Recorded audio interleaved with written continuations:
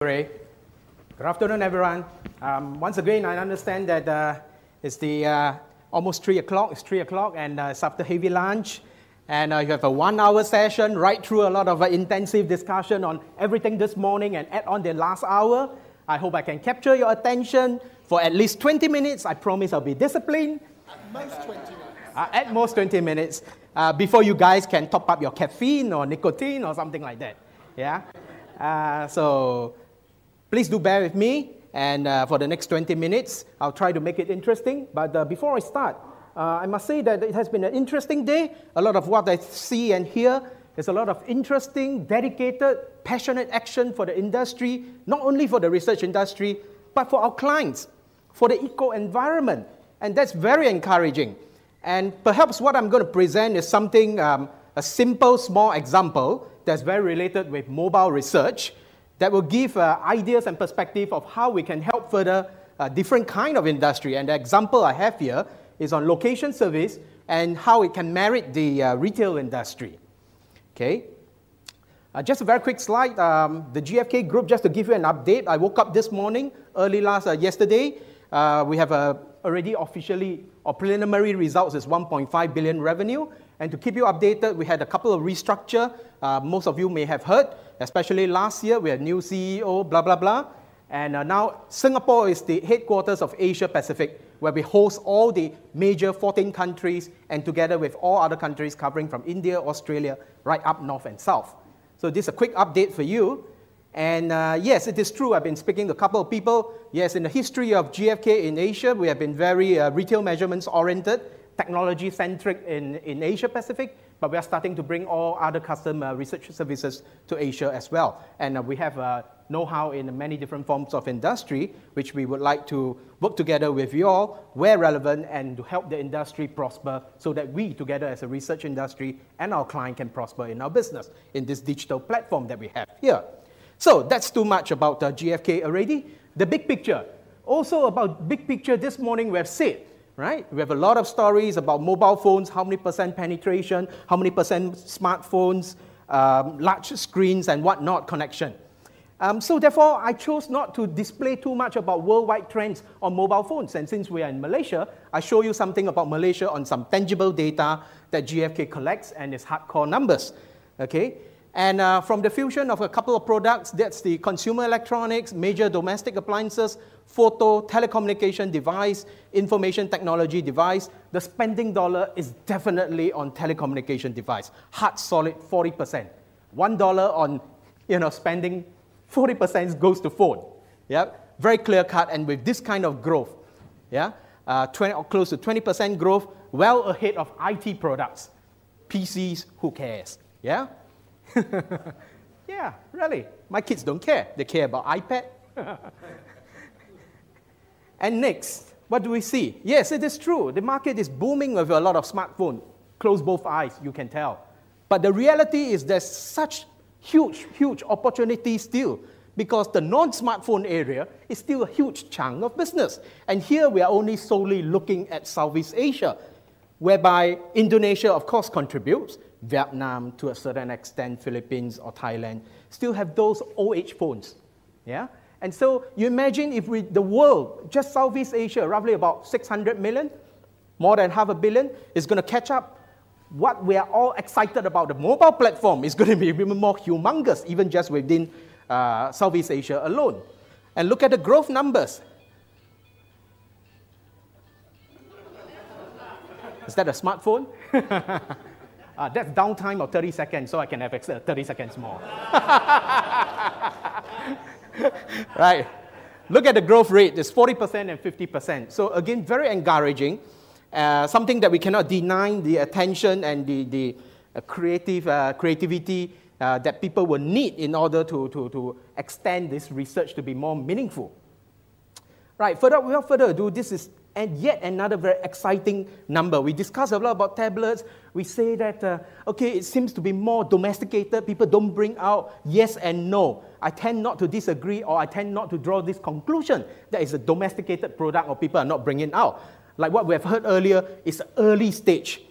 The behavior will change. Who knows? In Singapore, I observe the trained people are looking at movies and all that through tablets. So I think it's not right to immediately draw conclusion or not try to anticipate the future based on current. But what is reality is that these are the growth rates. And with this kind of growth rates, what do you expect? Everybody's pocket is very heavy. My jacket needs a special 7-inch, 10-inch, to insert in. But that's the reality. That's what happened to Company S that introduced a 5-inch and they say, oh, consumers say it's too big and you've got to downsize it. And they introduce a bit of a mini, 4.3, 4.8 inch, something like that. So this kind of reality will change our lifestyle and behavior. And it is also a reality that this morning we discussed and somebody brought it up. If you try to measure phone, you try to measure tablet, they're holding it together, what do you say? So these kind of things that we as research industry have to overcome and give clarity to our client to make sense. Not that we are not clear, but then how to segregate, differentiate, what is the meaning? Right, so much about all this hardware and the promising future. The impact of the mobile device, like what I say, this lady talking on the phone, maybe listening to radio, looking at the laptop, watching TV. So if you try to measure them all at the same time, and the TV has an app, the phone has an app, the future tablet, the PC has an app. So what are we going to do? Definitely it impacts our life, needless to say. But what are we going to give meaningful information to the industry, to the brands, that they can make some sense and do something about it? What are the actionable things? Well, a lot of things are changing around the world. Life is definitely changing. At the end of the day, with all these changes, the lifestyle implies a change in needs. A change in needs from a digital taste. From a digital taste. That is very difficult to define now, whether it's sweet, sour, spicy. It's very difficult to define now as we struggle this morning, the hours. It's not ready yet, we're not clear yet. The brands are also sometimes not clear yet. Everybody is not clear. But one thing is clear, it is changing, right? And the needs are changing. And so, what I'm trying to say is that traditionally, those linear thinking, okay, your awareness, are you aware of the brand? Do you consider this? Do you prefer this? You have an inclination to buy a product. Are you loyal to something and therefore it translates to purchasing of the product? That all be true. But we know today, look, a lot of Gen Y, new breed, Gen Y, Gen Z, I don't even know how to call it these days. Yeah? I want it now. It's no longer linear. The consumer is in charge. I want it now. It's me, it's we, everywhere, 24/7, anytime. Right? So it makes things complicated for us. And it drives research industry sometimes a little bit difficult. What the hell is this?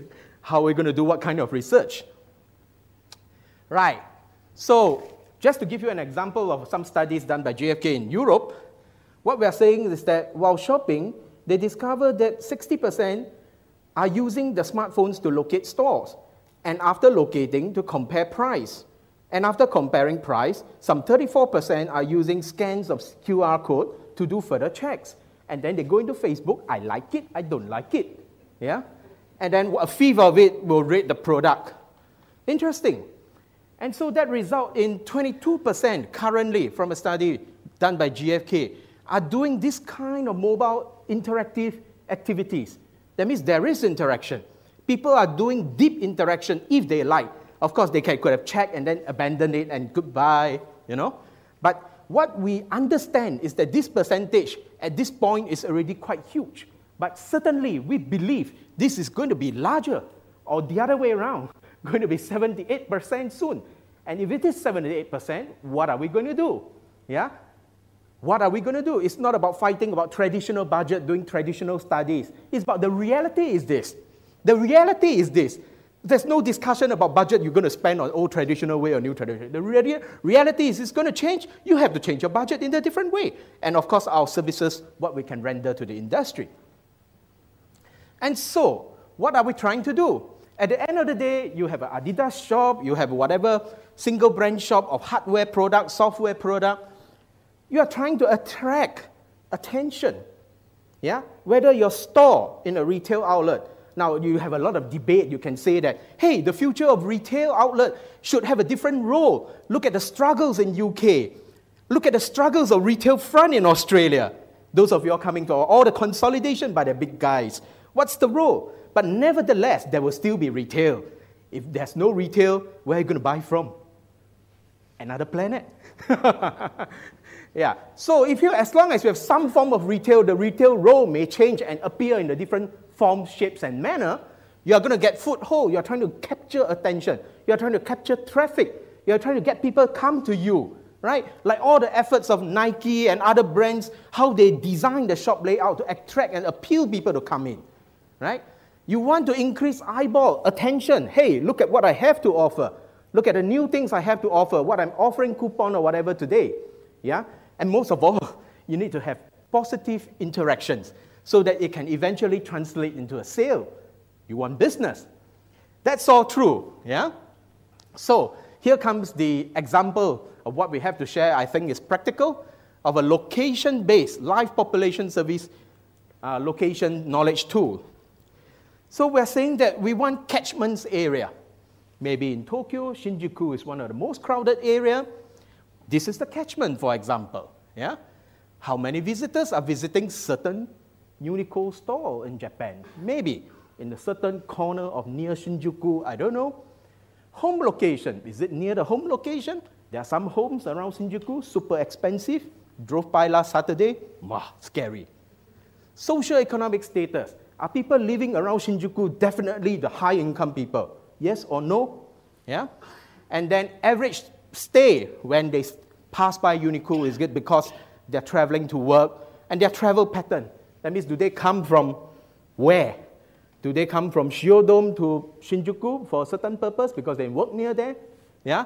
And of course the other age and gender group. So that should be obtainable.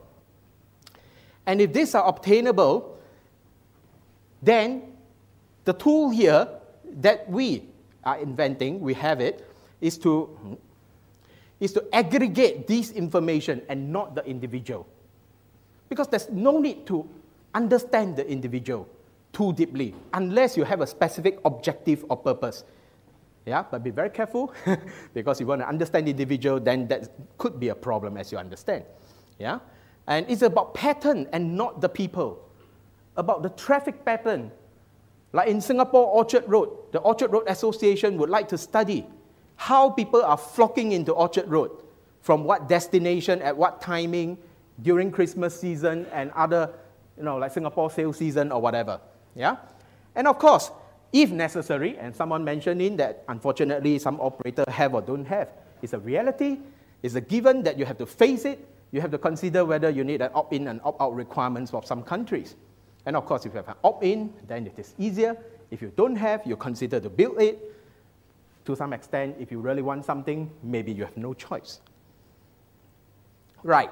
So, if we have this information of live population, so GfK will have a portal to host it. And if you have a portal to host it, it is near real time. With today's technology, it is not because GfK, it's because the technology in the world is so advanced, close to 1 hour precision is not impossible. Yeah? And therefore, it can be fully anonymized because we are not interested in Mr. ABC, XYZ. We are interested in maybe classification or age group. Yeah? Who are going there, income level, pattern of going, are you coming from where? And I'll demonstrate how that can be useful. Oh, I'm going to be aware of time, right? Yeah. Remotely managed. That means in the past, you have to send your staff to the Orchard Road scene, for example, to see, what kind of crowd there, do some survey. But today, you can sit comfortably in a remote area, see your screens, and then you can know what sort of traffic is flowing through day by day, and you accumulate your historical data to do comparison. And of course, if we are ambitious enough and if we have access, you could get nationwide representation. I personally think that if you have some strategic purpose of location-based capitalizing a situation to profit a business well, sometimes you don't really need nation-based. Nation-based may be needed for a different purpose. Let me elaborate with an example later on. Yeah?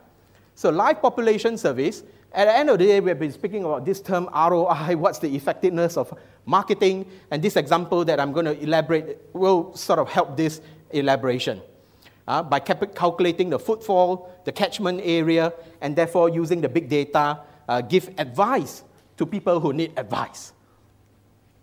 So let's say we have a defined location, and you want to compare two locations, and then you want to share what kind of a footfall in a location would benefit, or how would you make certain decisions, like where they come from, the number of visitors in the stores, age group, how is it compared with the competitors, the wealth, how wealthy they are, these visitors are, and how they are compared with my competitors, the foothold of people.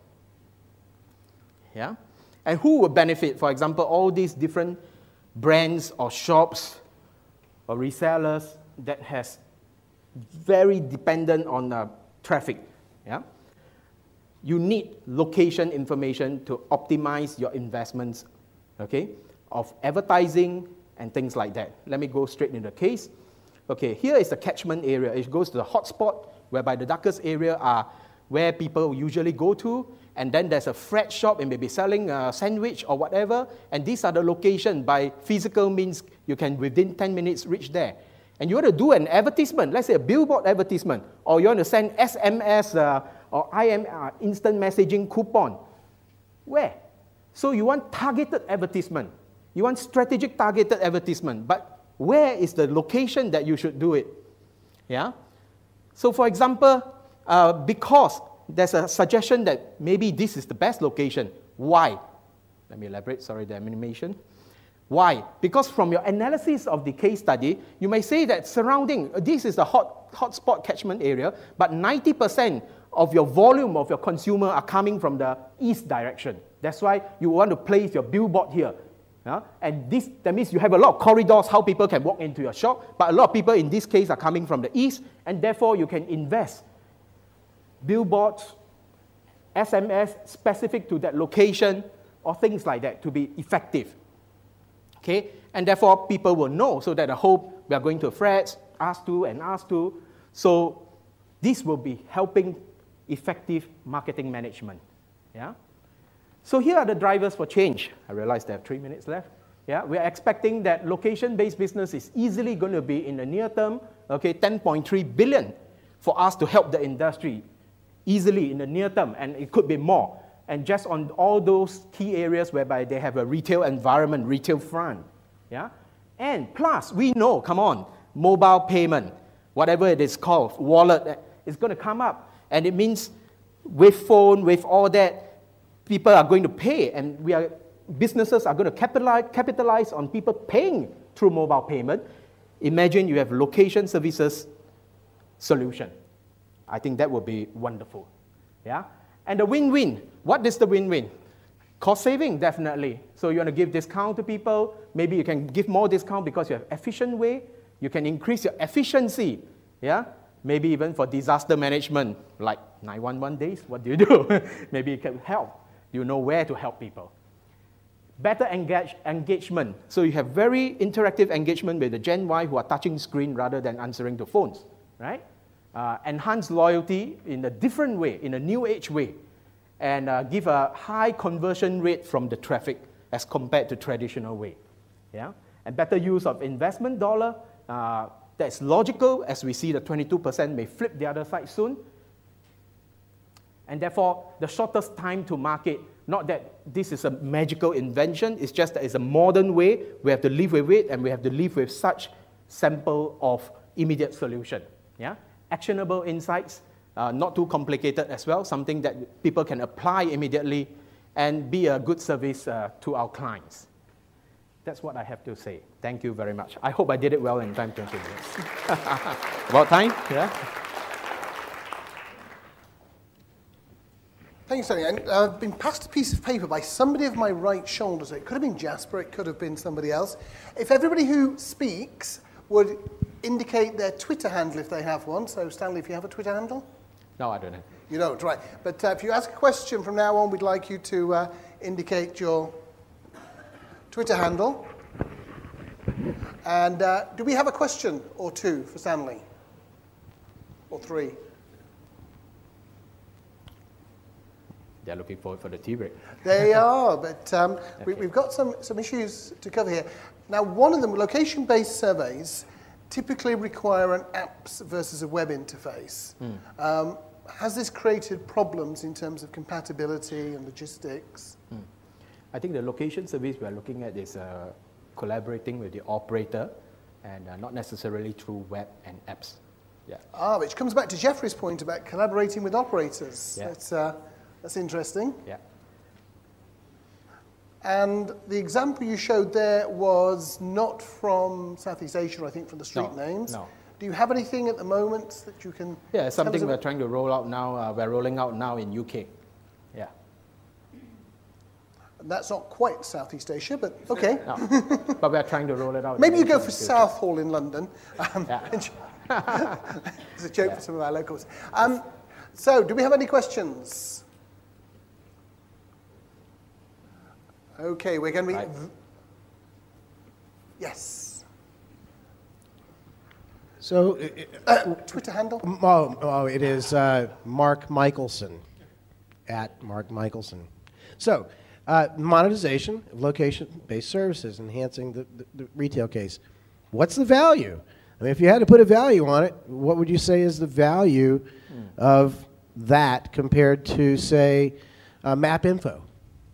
Well, the key thing is that if you are a retailer of a Uniqlo, you know that there's a lot of traffic flowing through your shop every day in Shinjuku, okay? But should you do a mass, should you invest, tell the operator, do a mass SMS or coupon deliverable to everyone?